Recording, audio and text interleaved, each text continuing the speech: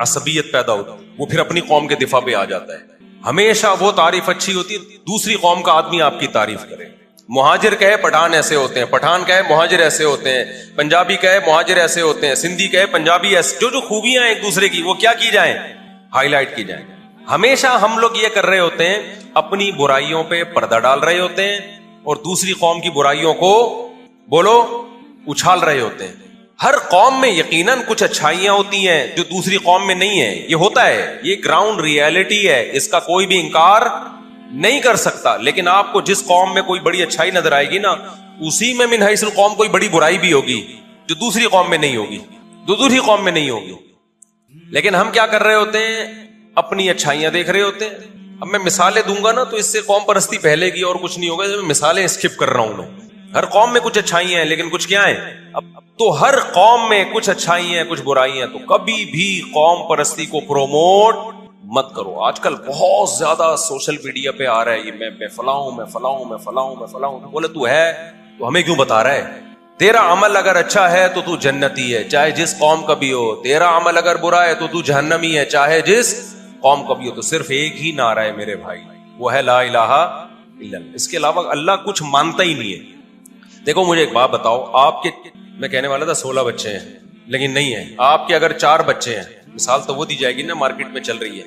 अब हमारी मार्केट में चूंकि कुछ और चल रहा है तो इसलिए हम वो वाली मिसालें देने पे आ जाते हैं। आपके 4 बच्चे हैं, एक उनमें इंतहाई दर्जे का सफेद, एक इंतहाई ब्लैक जो अंधेरे में नजर ही नहीं आता, एक उसमें कुछ और थोड़ी सी जबान उसकी थोड़ी सी क्या है, वो उर्दू बोलता है लेकिन अलग स्टाइल में, चौथा किसी और स्टाइल में, एक का कद छोटा है एक का लंबा है। अब्बा की नजर में इन चारों में फर्क होगा? है भाई? अब्बा इन चारों को एक नजर से देखेगा कि नहीं देखेगा? अब्बा कभी फर्क नहीं करेगा। तो याद रखो, हदीस में आता है, नबी सल्लल्लाहु अलैहि वसल्लम ने फरमाया, अल खल्क़ु अयालुल्लाह, ये सारी मखलूक अल्लाह का खानदान है। गोया कि अल्लाह की औलाद नहीं होती, लेकिन ऐसे जैसे औलाद, अल्लाह किसी को औलाद नहीं बनाता, ना है कोई औलाद, लेकिन अल्लाह कफालत तो करता है ना। तो अल्लाह सबको एक नजर से देखता है। ये देखता ही नहीं है कि कौन काला है, कौन गोरा है, कौन पठान है, कौन पंजाबी है, कौन मुहाजिर है, कौन सिंधी है, कौन सराइकी है। अल्लाह इस नजर से इंसानों को देखता है ही नहीं। अल्लाह कहते जो पठान है वो भी मेरा है, जो सिंधी है वो भी मेरा है, जो सराइकी है वो भी मेरा है, जो मुहाजिर है वो भी किसका है, वो भी मेरा है। तो सारे जब मेरे हैं तो मैं किससे खुश होता हूं? इन्ना अकरमकुम इंदल्लाहि अत्काकुम, जो मुझसे डर के जिंदगी गुजारेगा वो मेरी नजर में सबसे ज्यादा इज्जतदार। जो मेरी मान के नहीं चलेगा, जाए जिस कौम का हो जहन्नम में, मुझे इससे कोई गरज नहीं है। अल्लाह को अगर अरबियों से अलग से मोहब्बत होती तो अबू जहल को अल्लाह जहन्नम में भेजता और सलमान फारसी और बिलाल हबशी को जन्नत में भेजता अल्लाह ताला। बोलो ना क्या हो गया भाई? बिलाल हबशी जो थे अरबी थे, कीनिया की जो जमात आई है ना, इनको देख लो। हजरत बिलाल हबशी तो अफ्रीका से थे, कीनिया से थे, हबशा से थे, एथोपिया यहां से थे। लेकिन नबी ने क्या फरमाया? मेराज की रात में आप सल्लल्लाहु अलैहि वसल्लम ने हजरत बिलाल के कदमों की आहट कहां सुनी है? जन्नत में सुनी है। इतना बड़ा मकाम क्यों? कुर्बानी बहुत बड़ी थी। अगर बिलाल हबशी जब मक्का में थे, उन्होंने ये सुना पैगंबर सल्लल्लाहु अलैहि वसल्लम से, ला इलाहा इल्लल्लाह तुफ्लिहू, कह दो कि अल्लाह के सिवा कोई इबादत के लायक नहीं, तुम कामयाब हो जाओगे।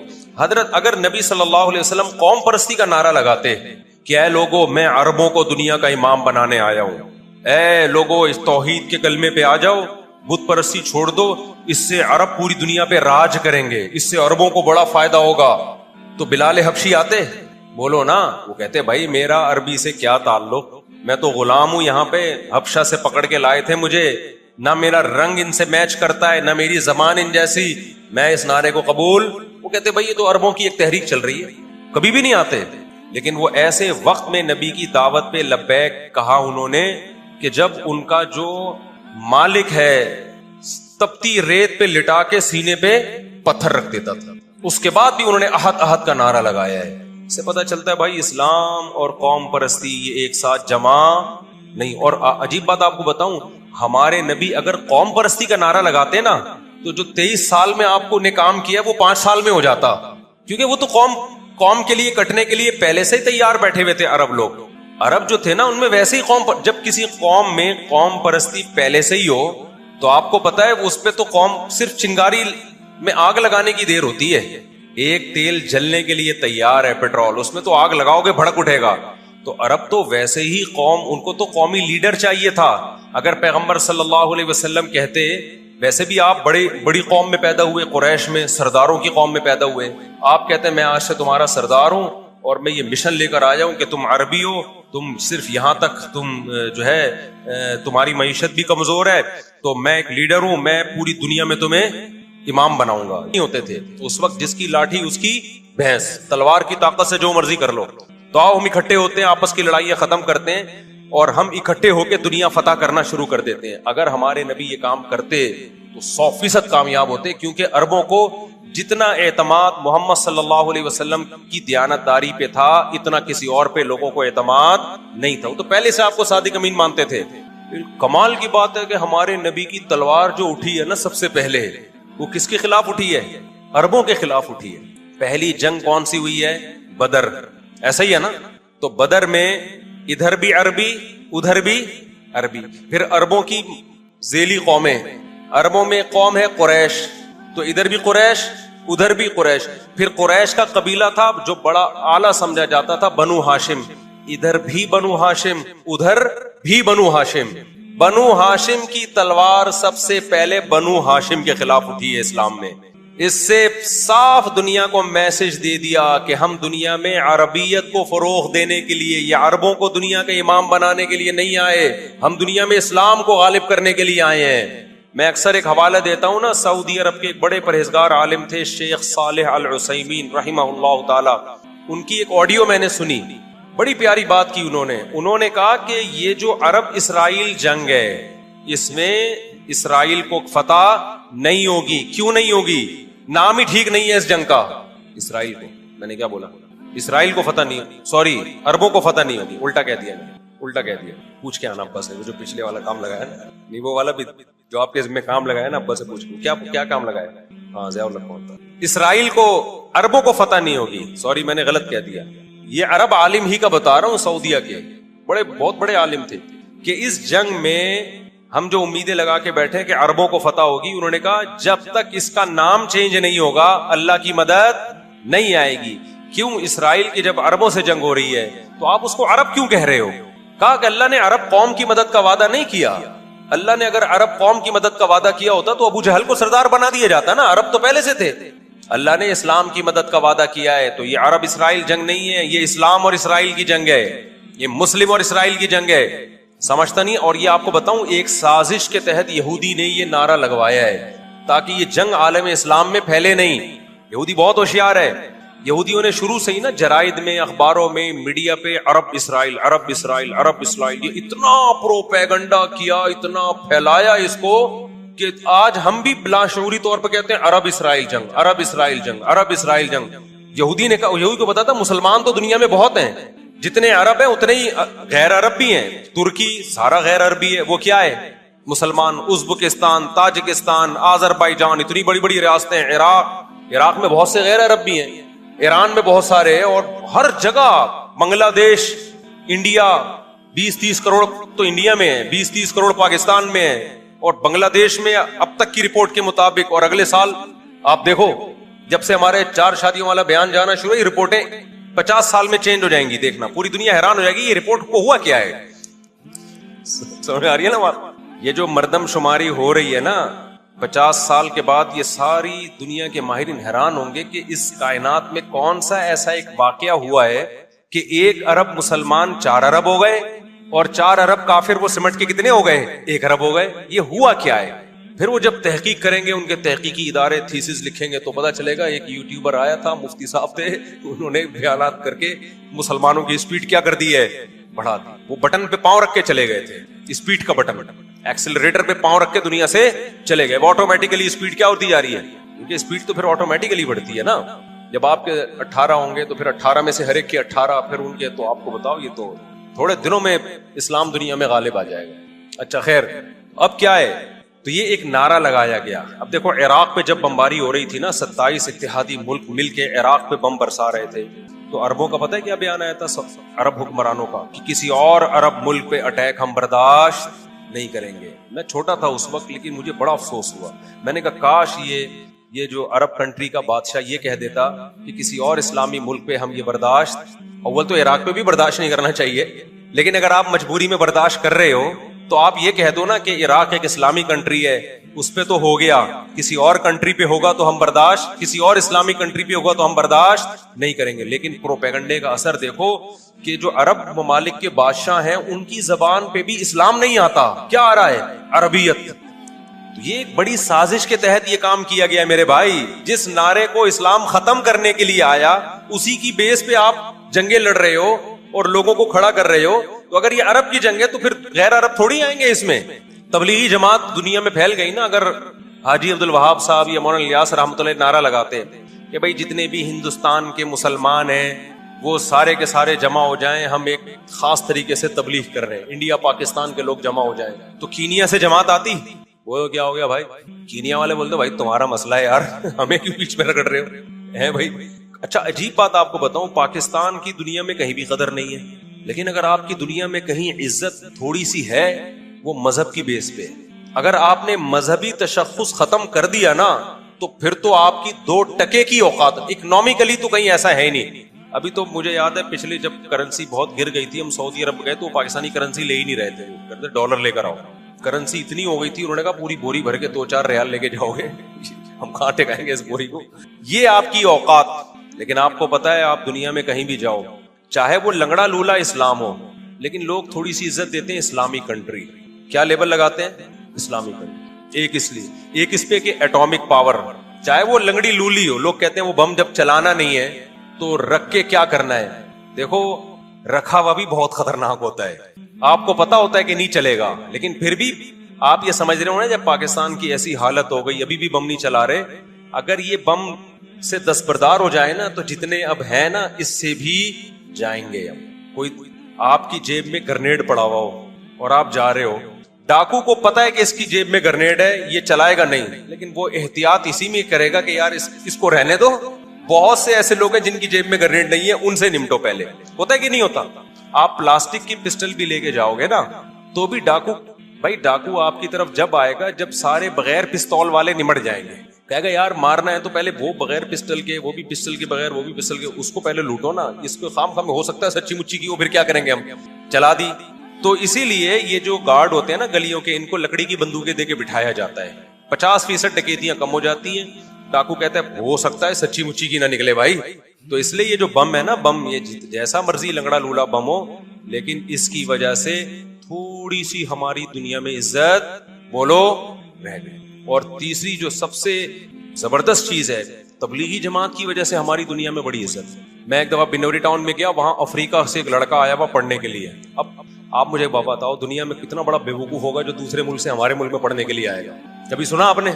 ابے ہمارے والے تو اپنے ایک دوسرے کو بے وقوفی کا تانا دے رہے ہوتے ہیں کہ جب تو آکسفورڈ یونیورسٹی جا سکتا ہے، جب تو امریکہ جا سکتا ہے پڑھنے کے لیے، تو کے یو میں کیوں پڑھ رہا ہے؟ کہتے ہیں کہ نہیں کہتے؟ کراچی یونیورسٹی میں وہ لوگ پڑھ رہے ہیں جن کے پاس باہر جانے کا پیسہ نہیں ہے، گٹکے کے پیسے نہیں نکلتے ان کے پاس بیچاروں کے، وہ کہاں سے باہر جائیں گے؟ مجبوراً یہاں پڑھ رہے ہیں۔ لیکن اگر کوئی امریکہ سے پڑھنے کے لیے آپ کے ادارے میں آ رہے ہیں، انڈونیشیا سے، ملیشیا سے، افریقہ سے، فرانس سے، جاپان سے پڑھنے کے لیے آپ کے ادارے میں آ رہا ہے، تو آپ پوچھو گے نا بھائی ایسا یہاں کیا ہے کہ آپ وہاں کے بجائے کہاں کے پڑھ رہے ہو؟ یہاں۔ تو کہے گا بھائی میں سائنس اور ٹیکنالوجی پڑھنے کے لیے نہیں آیا، میں آپ کے مدرسوں میں پڑھنے کے لیے آیا ہوں۔ وہ مدرسے جن کو یہاں کے اسکالرز نے کہا ہے کہ ان مدرسوں میں منجن بکتا ہے۔ سمجھ میں آ رہی ہے بات؟ اگر منجن بک رہا ہوتا، امریکہ سے، برطانیہ سے، فرانس سے لوگ یہاں پڑھنے کے لیے نہیں آتے، اور ڈاکٹر اور انجینئر نہ پڑھ کے جاتے۔ میرے شاگردوں میں ڈاکٹرز بھی ہیں، انجینئرز بھی ہیں، پی ایچ ڈی اسکالرز بھی ہیں جو مدرسوں میں آئے ہیں پڑھنے۔ بنوریا جا کے دیکھو، ہر دوسرا طالب علم کوئی امریکہ کا ملے گا، کوئی برطانیہ کا ملے گا، کوئی کہاں کا، کوئی کہاں کا۔ اور پھر ہمارے ہی ہندوستان پاکستان کے علماء نے برطانیہ میں جا کے مدرسے بنائے۔ اب عجیب بات ہے، آپ حیران ہو گئے، یہ جو اسکالرز آج کے کہتے ہیں مدرسوں میں منجن بکتا ہے، منجن بکتا ہے، ایک رٹ لگائی ہوئی ہے، کچھ بھی نہیں ہوتا۔ آپ ان مدرسوں کی ویلیو دیکھو کیا ہے۔ میں فرانس گیا ہوں، جرمنی گیا ہوں، وہاں میں مفتیان کرام سے ملا، مذہبی اسکالر سے ملا، میں نے کہا آپ کہاں پڑھے ہیں؟ کہہ رہے ہیں برطانیہ میں پڑھ کر آئے ہیں۔ ارے برطانیہ میں تم مفتی بننے برطانیہ گئے تھے؟ برطانیہ کی کسی یونیورسٹی میں؟ انہوں نے کہا نہیں، وہاں ہندوستان کے کوئی دیوبند کے عالم تھے، انہوں نے مدرسہ کھولا، 50 سال پہلے 100 سال پہلے وہاں سے اتنے مفتیان کرام فارغ ہو چکے ہیں. آپ کو فرانس میں، جرمنی میں، اٹلی میں، اسپین میں، برطانیہ کے مدرسوں سے پڑھے ہوئے لوگ ملیں گے. وہ مدرسے نہیں جن کو گورنمنٹ چلا رہی ہے، وہ مدرسوں کو چلا کون رہا ہوگا؟ یہاں کوئی پاکستانی یا کوئی انڈین چلا رہا ہوگا. اب نہیں آئی سمجھ میں بات. لیکن کمال کی بات ہے یہ منجن ایسا بیچا، جن کو لوگ کہتے ہیں نا منجن بیچتے ہیں مدرسوں میں، ایسا مدرسے میں منجن بیچا کہ فرانس سے بھی کوئی عالم بننے کے لیے ہم سے منجن خریدنے آ رہا ہے. تو یا تو یہ منجن نہیں ہے میرے بھائی، یا آپ منجن بیچ رہے ہو. نہیں آئی بات. میرا خیال ہے دیکھو اس کی میں مثال دیتا ہوں نا. ایک آدمی کہہ رہا ہے کہ ایک دوا ہے اس کے پاس، میڈیسن ہے جو کینسر کے مریضوں کو ٹھیک کر دیتی ہے. لوگوں کو تجربہ، ایسی کوئی دوا ہے نہیں، ایسا نہ چلے جائیں کہیں. آپ نے دیکھا یار لوگ ٹھیک ہوتے جا رہے ہیں. دوسرا بندہ اٹھا، اس نے حسد میں آ کے کہا بے بھائی یہ کینسر کے نام پہ منجن بیچ رہا ہے، منجن بیچ رہا ہے. سب نے بات اتنی سنی اور سارے اس کے گرد اکٹھے ہو گئے. لیکن کچھ عقل مند تھے، انہوں نے کہا ہم ذرا ریسرچ کرتے ہیں کہ اس نے جن جن کو میڈیسن دی ہے وہ ٹھیک ہوئے بھی ہے کہ نہیں ہوئے. جا کے دیکھا یار تو 100% ریزلٹ ہے. تو وہ کیا کہے گا بھائی منجن یہ نہیں، منجن کون بیچ رہا ہے؟ منجن وہ بیچ رہا ہے جو ان کو منجن کہہ رہا ہے. تو آپ کبھی مدرسوں کے اندر جا کے تو دیکھو میرے بھائی، رائے ونڈ میں جا کے دیکھو، رائے ونڈ کا مدرسہ کون سا ملک ہے جہاں سے وہاں طلبہ پڑھنے کے لیے نہیں آئے؟ کون سا ملک ہے؟ تو آپ نے پاکستانیوں کو بھی بیوقوف بنا دیا، امریکیوں کو بھی بیوقوف بنا دیا، ڈاکٹروں کو بھی، انجینئروں کو بھی، پی ایچ ڈی اسکالرس کو بھی، وہ سارے آ رہے ہیں مدرسوں میں پڑھنے کے لیے. اور جو نہیں پڑھ رہے وہ کیا کہہ رہے ہیں؟ یہاں مدرسوں میں کیا بک رہا ہے؟ منجن. تو پھر آپ کو اپنا مدرسہ بنا لو. مدرسہ تو ضروری ہے یا نہیں ہے عالم بنانے کے لیے؟ ان اسکالرس کا نہ اپنا کوئی مدرسہ ہے، نہ جو مدارس ہیں ان کو یہ پروموٹ کرتے ہیں. 2 نمبر مدرسے بھی ہوتے ہیں، ہم کب کہہ رہے ہیں، لیکن یہ تھوڑی کہ سارے 2 نمبر ہو گئے. دوسری بات یہ، میں نے بہشتی زیور پہ کہا تھا نا کہ یہ کتاب بہت زبردست کتاب ہے، پڑھا کرو. اس پہ کسی نے منجن بیچا، اس نے بولا یہ 2 نمبر کتاب ہے. تو جو بھی اس طرح کی بات کرتا ہے نا، میں کہتا ہوں آپ کوئی اور کتاب لے آؤ یار. یہ فوراً کہتے ہیں ہماری کوئی کتاب نہیں، ہم قرآن و حدیث کو مانتے ہیں. تو ابے قرآن و حدیث ہی سے نکال کے لکھ لو نا کوئی کتاب، ترتیب سے لکھ لو. وضو کے طریقہ، کتاب الطہارہ، پھر کتاب الوضو، پھر کتاب الغسل، جیسے علماء نے کیا. یہ بہشتی زیور میں ہے تو آپ اردو میں ایسی کوئی چھاپ دو جس پہ کم از کم آپ کے 50-60 علماء کے دستخط ہوں.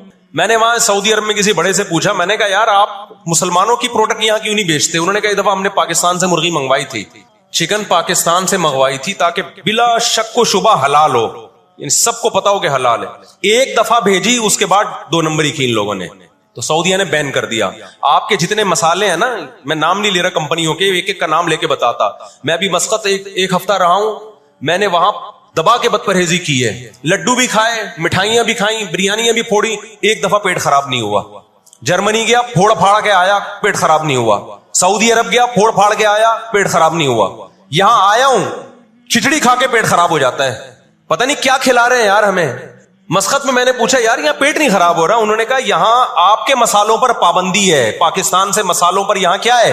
پابندی ہے، اس لیے پیٹ خراب نہیں ہو رہا. جرمنی میں مجھے وہاں لوگوں نے بتایا کہ جرمنی میں پاکستانی مسالوں پر کیا ہے؟ پابندی ہے، اس لیے پیٹ خراب نہیں ہو رہا. جہاں پاکستان سے مسالہ جائے گا لوگوں کے پیٹوں کی ایسی کی تیسی کر دے گا وہ. یہ ہے بزنس، سمجھ رہے ہو؟ پھر کچھ مسالے آ رہے ہیں وہاں پہ لیکن ان میں وہ ٹیسٹ نہیں ہے جو یہاں ہے. وجہ کیا ہے کہ یہاں جو کیمیکل ڈل رہا ہے نا ٹیسٹ کے لیے، وہ کیمیکل کے بغیر جا رہے ہیں، پھر وہ ایکسپورٹ ہو رہے ہیں. اس لیے اس میں وہ ٹیسٹ تو نہیں لیکن صحت نہیں خراب کر رہے. یہاں فوکس کیا جا رہا ہے ٹیسٹ کو. صحت گئی تیل لینے، اور آپ اور میں کھا رہے ہیں الحمدللہ، آتے ہی پیٹ خراب ہو گیا. خیر، تو یہود نے کس کو، اب دیکھو یہود نے بڑی ایمانداری سے بزنس کیا کہ ہم ایسی پروڈکٹ مارکیٹ میں بیچیں گے جو 1 نمبر ہوگی. اور بہت ساری سازشیں بھی کی، ایسی سازشیں ہوئی ہیں. انہوں نے دیکھا کہ جو مسلمان کمپنی بہت زیادہ آگے بڑھ رہی ہے نا، آپ کو یاد ہے پولکا کمپنی، پولکا کے ہم آئس کریم میں کھایا کرتے تھے بچپن میں، عیدی ملتی تھی. ایسی بڑی بڑی کمپنیوں کو جب دیکھا نا ترقی کر رہی ہیں، منہ مانگی قیمت دے کے خرید کے بند کر دیا کہ ایک دفعہ انویسٹ کر دو، اچھا خاصا لگا دو پیسہ، لیکن ان کو آگے نہیں بڑھنے دو. اس کا نتیجہ یہ نکلا کہ دنیا غلام بنتی چلی گئی. اکنامکلی کس کی غلام بن گئی؟ آج امریکہ اسرائیل کو غلط کہہ کے بھی کس کا ساتھ دیتا ہے؟ مجھے یاد ہے چند سال پہلے امریکی صدر نے بیان دیا تھا اسرائیل نے یہ غلط کیا ہے، یونائٹڈ نیشن کے لا کی پابندی نہیں کی ہے، لیکن ہم پھر بھی کس کے ساتھ ہیں؟ پورے الفاظ بتا رہا ہوں میں، پھر بھی ہم کس کے ساتھ ہیں؟ مانتے ہوئے. پتا ہے وہ اس کی مثال وہ 50-50 میں ایک آیا کرتا تھا نا، 50-50 میں ایک کلپ وائرل ہوا ہے کہ کمنٹری ہو رہی ہے کہ سلیم اللہ بہت اچھا کھیل رہا ہے اور کلیم اللہ تو کھیل ہی نہیں رہا. اب لوگ جو کمنٹری کرنے والا ہے اس سے کہہ رہے ہیں یا تو کھیل ہی نہیں رہا وہ. جو تماشائی تھے وہ چھوڑ چھوڑ کے جانے لگے تو غلط کمنٹری کر رہا ہے. اس نے کہا تم جہنم میں چلے جاؤ لیکن کھیل یہی صحیح رہا ہے, بھلے تم جاؤ. انہوں نے کہا ہم گھر جا رہے ہیں, انہوں نے کہا تم گھر نہیں تم جہنم میں جاؤ. لیکن یہی سلیم اللہ بہترین کھیل رہا ہے. پھر دکھایا کہ پیچھے بندوق رکھی ہوئی ہے کسی نے. تو اس وقت امریکہ کو گچی سے کس نے پکڑا ہوا ہے؟ طاقت امریکہ کے پاس زیادہ ہے, سازشیں کس کے پاس زیادہ ہیں؟ اسرائیل کے پاس. معیشت پہ ایسا قبضہ کیا ہوا ہے, گچی سے پکڑا ہوا ہے کہ ہلنا نہیں ہلنا نہیں ہلنا نہیں.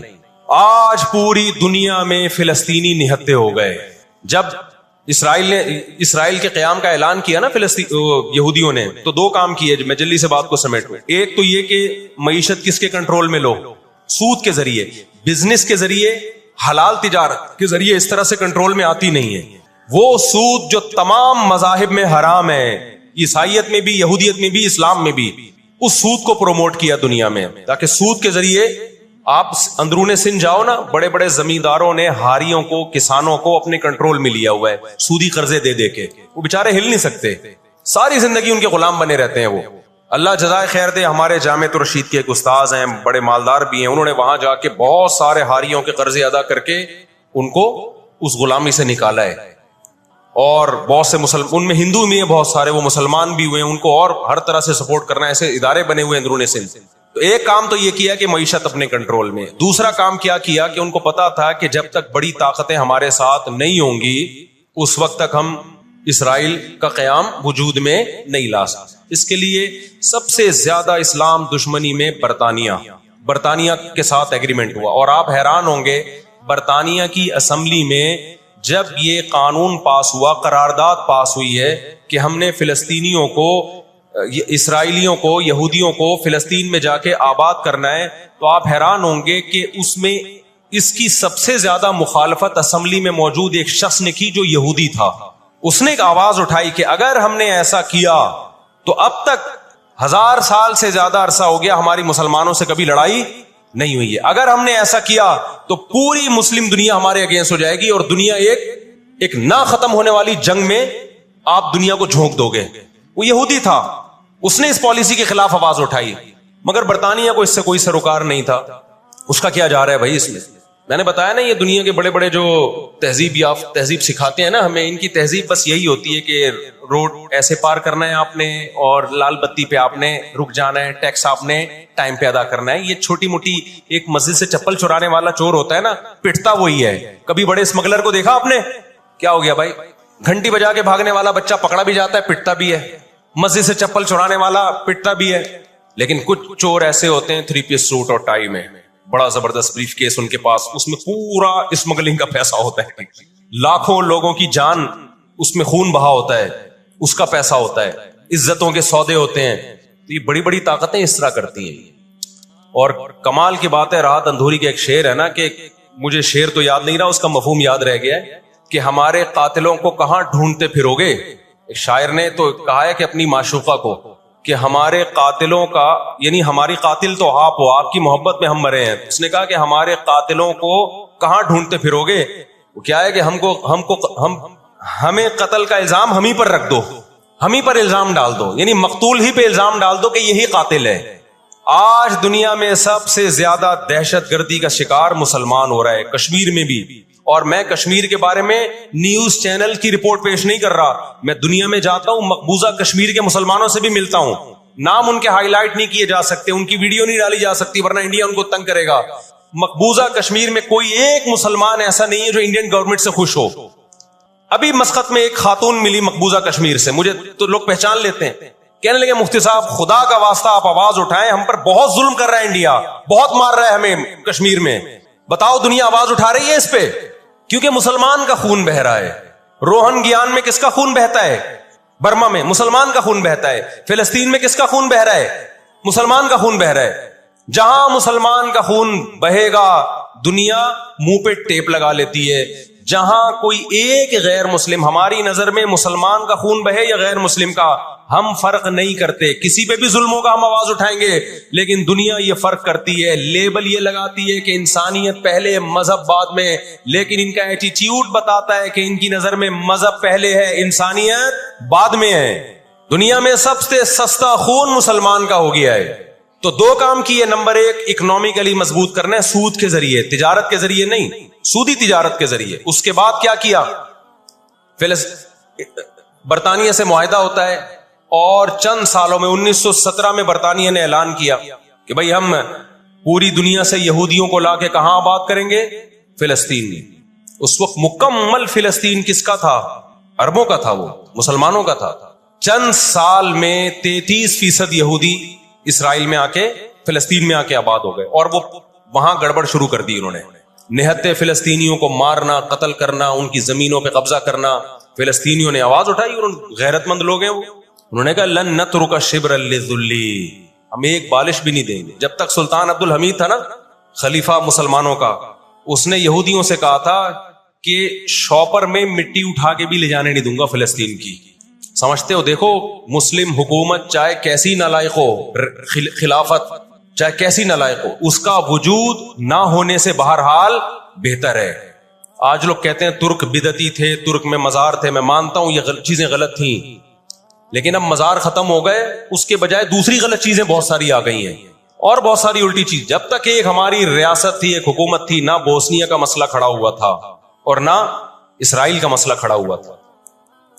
تو 33% یہودی آ کے آباد ہوئے. 1945 میں جب پہلی جنگ عظیم کا خاتمہ, دوسری جنگ عظیم کا خاتمہ ہوا, برطانیہ کی ایسی کی تیسی ہو گئی تھی.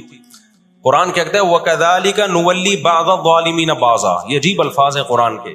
ہم بعض ظالموں کو بعض کے ذریعے پٹواتے ہیں. ہندوستان میں بہت سارے علماء کھڑے ہوئے انگریز کے خلاف, لیکن شکست ہوئی.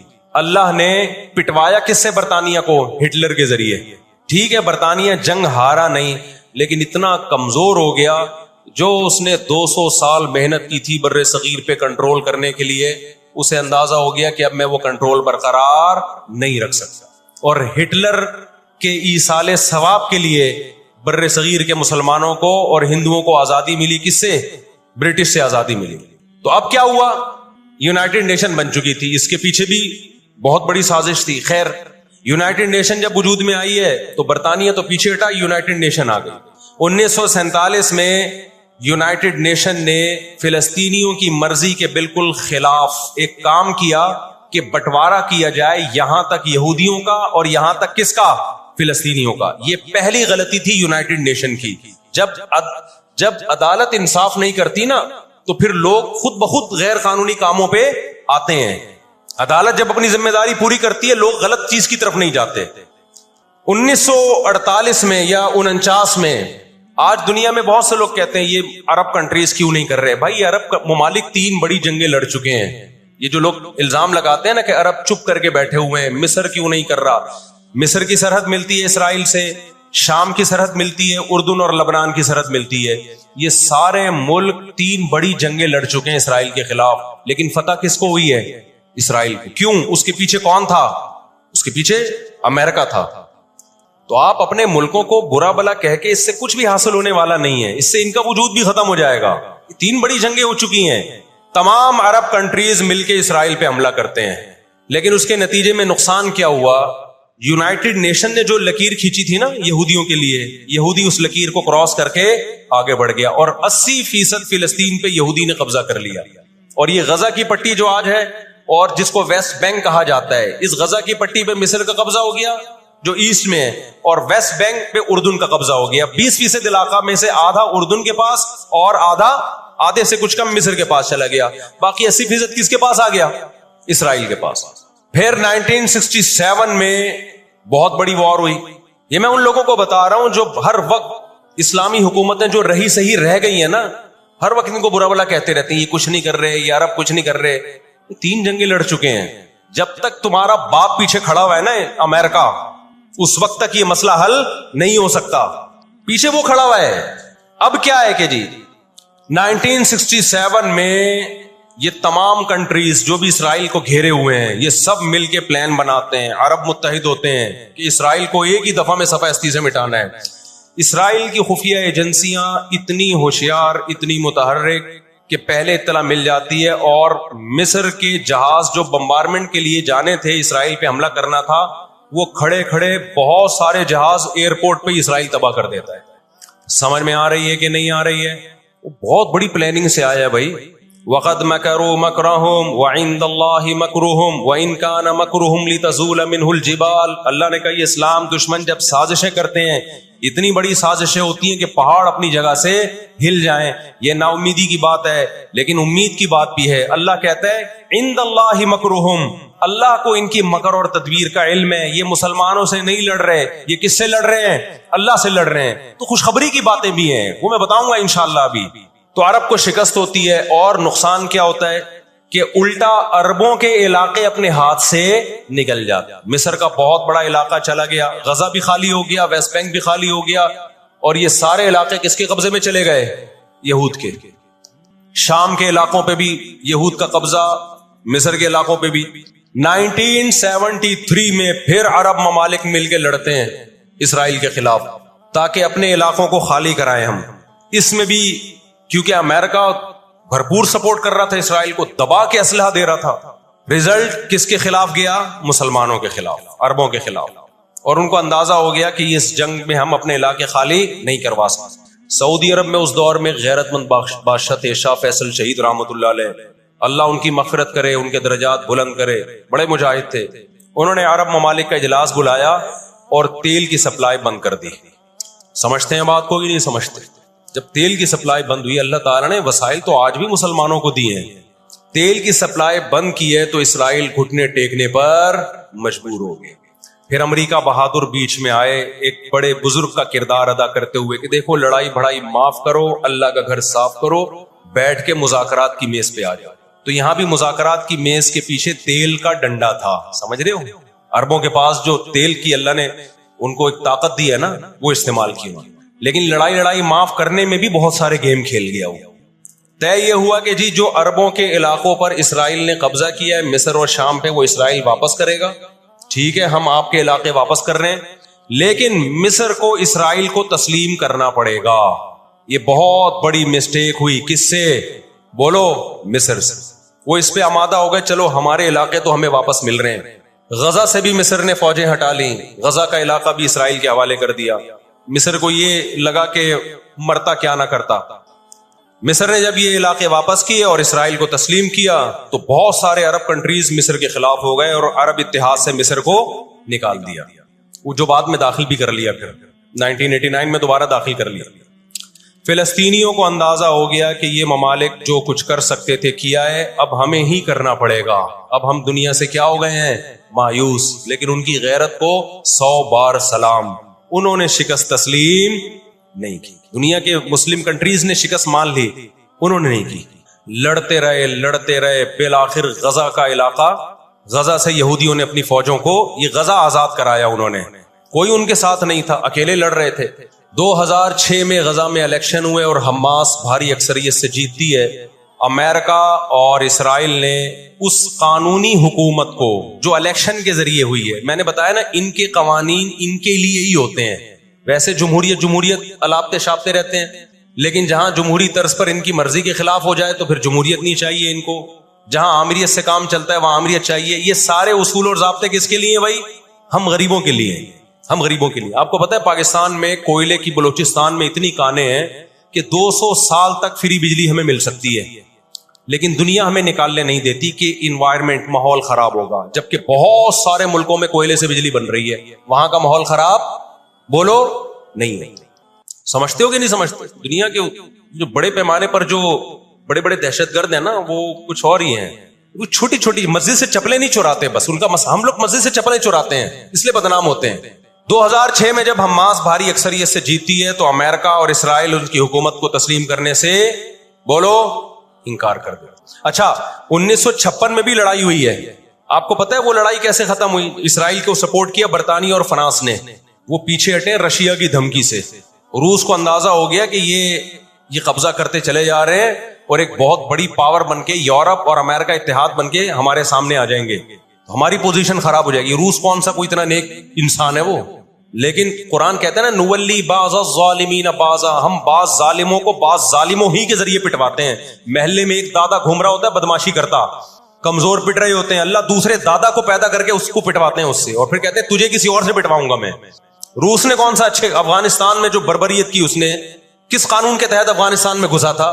वहां भी अफगानी उसके खिलाफ खड़े हुए और मार मार के भगाया उसको। फिर जो आपके 40-42 मुल्क अभी अफगान तालिबान के साथ लड़के गए हैं, वो किस कानून के तहत आए थे भाई? एक शख्स को पकड़ने के लिए, उसामा बिन लादेन को पकड़ने के लिए आपने पूरी रियासत की ऐसी की तैसी कर दी। तो इनके अपने लिए उसूल कुछ और हैं, हमारे लिए उसूल बोलो कुछ और हैं। इसलिए इंसाफ असल कब होगा मेरे भाई? आखिरत में। लेकिन आपकी इत्तला के लिए आखिरत से पहले दुनिया में भी एक दफा होगा। और ये हमारे पैगंबर सल्लल्लाहु अलैहि वसल्लम की बशारतें हैं। आज वो फिलिस्तीनी निहत्ते हो चुके हैं। ना मिस्र में उनसे लड़ने की ताकत है, क्योंकि मिस्र 3 जंगे लड़के हार चुका है। ना शाम में उनसे लड़ने की, शाम के अंदर तो खुद ऐसी साजिशें की हैं कि उसको खोखला कर दिया। जो भी ताकतवर मुल्क थे, इसराइल ने उनको अपने रास्ते से पहले ही हटा दिया। और याद रखो, इसराइल सिर्फ फिलिस्तीन नहीं चाहता है, ये हमारी भूल है। इसराइल ग्रेट इसराइल का कायल है, जिसमें बहुत बड़ा खित्ता है जिस पे वो कब्जा करना चाहता है। ये यहां रुकेगा नहीं। अगर आज हम गजा को इसराइल के हवाले कर दें कि चलो दुनिया में अमन आ जाएगा, एक हुकूमत इनको दे दी जाए, चंद लोगों को कंट्रोल, हथियार डलवा के इनको कंट्रोल दे दिया जाए, तो ये आपकी भूल है। कुरान कह रहा है वयसाउना फिल अर्दी फसादा, इनकी फितरत में है कि ये जमीन में हमेशा फसाद मिचाते रहेंगे। जो बात हिटलर ने कही थी वो कुरान 1400 साल पहले कह चुका था। हिटलर ने कुरान में देख के नहीं कही है, हिटलर ने तो मुशाहिदा करके कही थी ये बात। ना मिस्र में लड़ने की ताकत, 3 जंगे हार चुका है। ना लबनान में लड़ने की ताकत, ना उर्दून में लड़ने की ताकत, ना शाम में लड़ने की ताकत। सऊदी अरब और इसराइल के हालात अच्छे होने जा रहे थे, ये वाकया हुआ। सऊदी अरब ने अल्हम्दुलिल्लाह यू टर्न ले लिया। एक अच्छा इक़दाम है सऊदी अरब का, वरना तो ये मसला तब गया था। सऊदी अरब पीछे हट गया, उर्दून पीछे हट गया, बहुत सारे इस्लामी मुल्क जो जा रहे थे कम से कम इस वाक़े के नतीजे में पीछे हटे हैं, वो एक स्टेप पीछे की तरफ आए हैं। और अब इतनी जल्दी आगे जा नहीं सकते, इनकी अपनी अवाम नहीं छोड़ेगी इनको। अगर ये आगे की तरफ गए, यहूदियों से इन्होंने दोस्ती लगाने की, इसराइल से दोस्ती लगाने की कोशिश की। मैं बार बार कहता हूं, जब मैं यहूदी का लफ्ज इस्तेमाल करता हूं तो उससे सहयूनी और इसराइली मुराद होते हैं, जो इसराइल को सपोर्ट कर रहे हैं। सारे यहूदी इसमें दाखिल नहीं है। आज भी बहुत सारे यहूदी वहां फिलिस्तीनियों को सपोर्ट कर रहे हैं, दुनिया में मुजाहरे हो रहे हैं फिलिस्तीनियों के हक में। हमें इस बारे में क्या हिदायत मिलती हैं कुरान और सुन्नत में? वक्त बताइए, ये घड़ी आगे थोड़ी सी, वक्त काफी ज्यादा हो गया। मैं इंशाल्लाह हमें इस बारे में कुरान और सुन्नत में क्या हिदायत मिलती हैं, इस पर मैं इंशाल्लाह जुम्मे की नमाज के बाद कुछ देर बात करूंगा। वक्त चूंकि बहुत हो गया, जुम्मे की नमाज फिर लेट हो जाती है। अल्लाह ताला गजा में जो अहले इस्लाम पे, फिलिस्तीनियों पे जुल्म हो रहा है, अल्लाह ताला उनकी मदद